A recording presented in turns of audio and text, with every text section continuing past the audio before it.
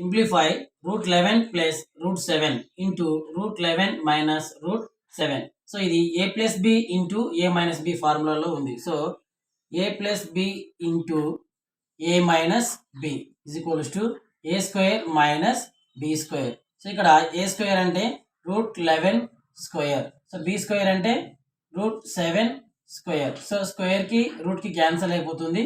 So అప్పుడు 11 minus 7. So 11 minus 7 4.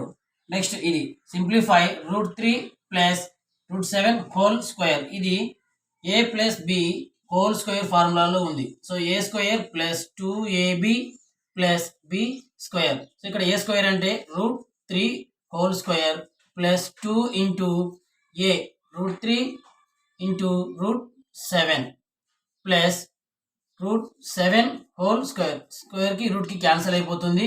అప్పుడు ఏం మిగులుతుంది 3 plus 2 into root 3 into root 7 root 21 plus 7.